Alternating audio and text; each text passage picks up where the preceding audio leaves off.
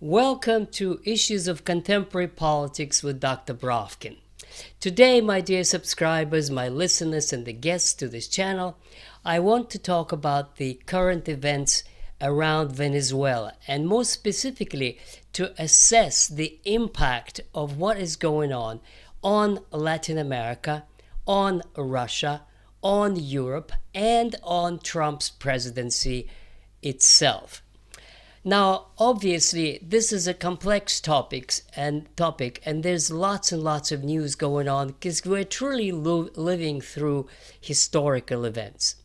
But let me put it in this perspective in terms of what Trump thought he was doing, what he promised his movement, his MAGA movement, Make America Great Again movement meant, what he promised as he was running for presidency. And now in 2 weeks, there will be 1 year of his presidency.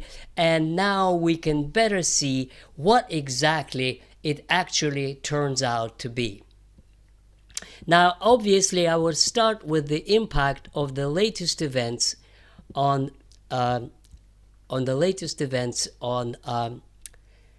America, and specifically on Venezuela. When Trump started his campaign, what we understood, most of us sympathizers to his program, what we understood was that Make America Great Again meant no to globalization, no to migration, reindustrialization, and peace. And he proposed that he would be the peacemaker, that his purpose is to create peace. And he boasted for many months how many wars he supposedly stopped.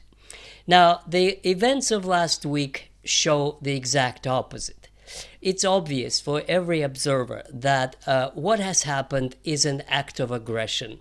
This is an attack on a sovereign country, the kidnapping of its president, and most importantly, the revelation that it was not about narcotics, that this is about oil, that this is about controlling oil in Venezuela, and moreover, it is a claim that what was yours is actually going to be ours.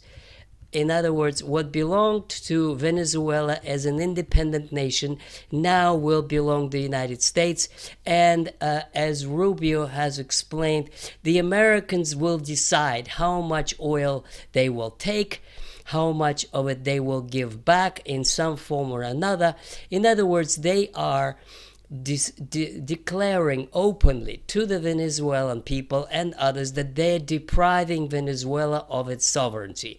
They are taking over its national treasure, its oil, and appropriating to themselves. Now, obviously, by definition, appropriating other people's property is called theft. And as we also know, as more details coming out about the operation of removing Maduro, is that there was bribery involved. There was heroic fight of his defenders, of his guards, especially the Cubans. And that most importantly is the fallout now. What is apparent now is that removing the president is not removing the government, and even less so overthrowing the Chavista movement. So my main thesis here is that Trump is going to run into a serious problem because oil rigs in Venezuela are on land. They're not in the sea, which means that in order to extract this oil and to steal it from the Venezuelan government, they would have to have some serious presence on the ground. Either the government or the Americans themselves would have to guard these oil rigs, and then they're going to have to guard the trucks or whatever pipe, whatever, how they're going to bring this oil to the shore to ship it out, which means that they have to have boots on the ground. And it's not going to be enough to have 15,000 or 30,000 or however many thousand they want to put in, because we're talking about Chavista movement. And here I'd like to point to a difference between this operation and other removal of heads of state that Americans have done in the past. And that is Libya, Gaddafi, Iraq, Saddam Hussein, Syria with Assad, and now with Maduro. Now, very quickly, the biggest difference is that in Libya, it was a matter of removing a tribal leader, one of the three. So there are three tribes in Libya, and Gaddafi was one. And so when the state was knocked out by NATO, by Americans, the other two tribes simply rose up in rivalry against Gaddafi's tribe. And from that time on, Libya is in de facto three pieces that have never been put together again as a coherent state. Now, similarly, this was the case in Iraq, where essentially the Shia minority was put in charge, overthrowing the. So the difference with Saddam Hussein removal from power also is that Iraq was a country of two religious communities, and essentially what Americans did is put the Shia over the Sunni, and this is the case to the present day. The Shia are in control, and the Americans are using the chaos they created to steal Iraqi oil. Now, very similar indeed in Syria, where it is a patchwork of little religious communities, and finally, with the U.S. aid, the extremists of radical Islam took over and began the slaughter of the Christians and other religious minorities, and the United States is just stealing oil.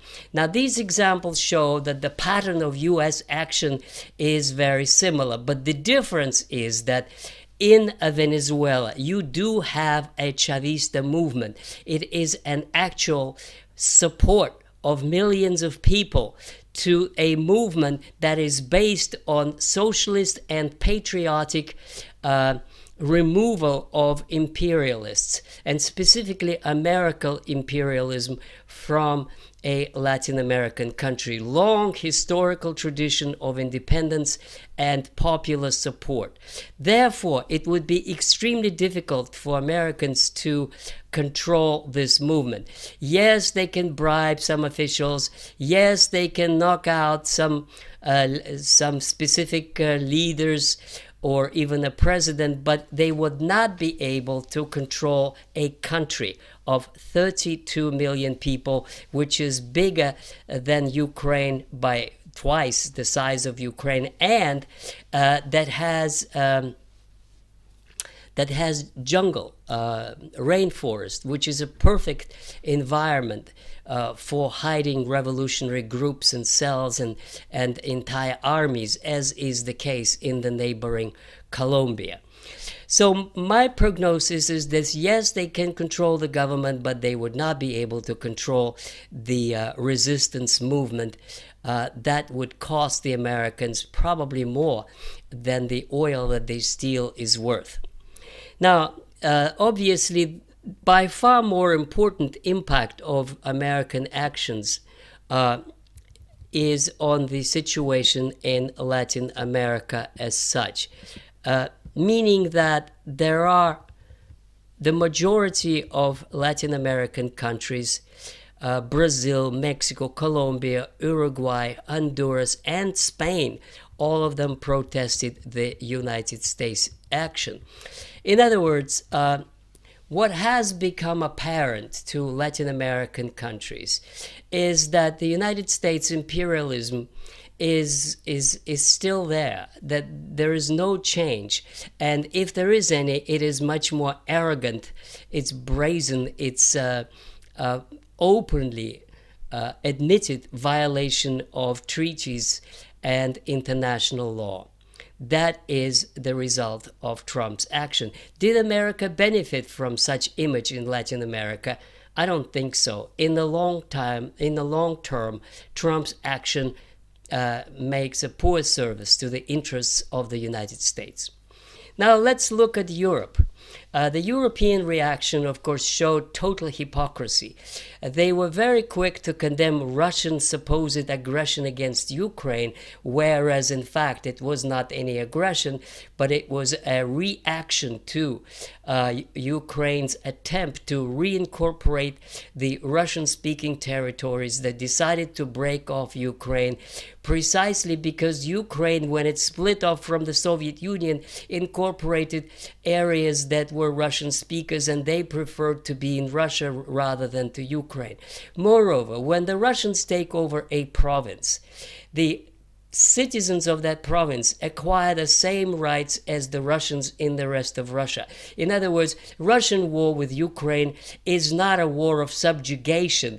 It is not a colonial war. It is a war of reuniting Russian-speaking areas with the rest of Russia. Not so when the United States attacks a country such as Venezuela. They want to rob it and appropriate its property for themselves, not for the benefit of that country. But anyway, for Europe, the hypocrisy is clear in that they failed to condemn Trump's violation of the international law. And they only woke up when the next day after that, Trump started to threaten Greenland. That's when they finally began to voice objection to Trump's imperial overreach. And still, what it means for Europe de facto is that NATO is dead. If one NATO country can claim a part of another NATO country, that essentially means the United States will not come to an aid of its NATO members because it cares first for American imperial ambition and least of all for the defense of the Europeans who Trump believes should defend themselves. If I were a leader of Estonia who is harassing Russian shipping in the Baltics, I would try to improve relations with Russia because it is clear that the United States is not going to run into war with Russia defending little Estonia and its fishing rights or whatever they claim Russia is doing in the Baltic Sea. So the message to Europe is very clear. We have our own interests. They are above yours.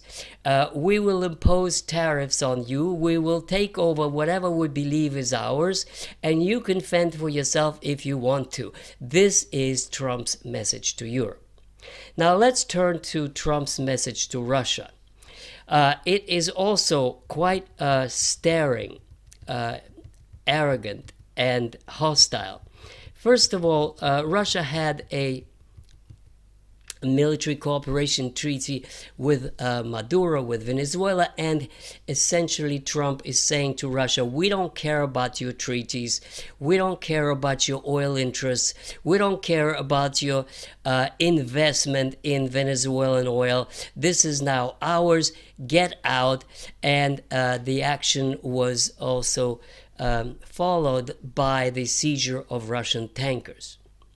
Now, the obvious message to Russia and the way it is perceived is that after this, I don't think any negotiations over Ukraine will take place. This is too hostile action. An ally was attacked, Russian tankers were seized, and this is essentially an economic war. And the rhetoric of forcing Venezuela to cancel any economic dealings with Russia and China.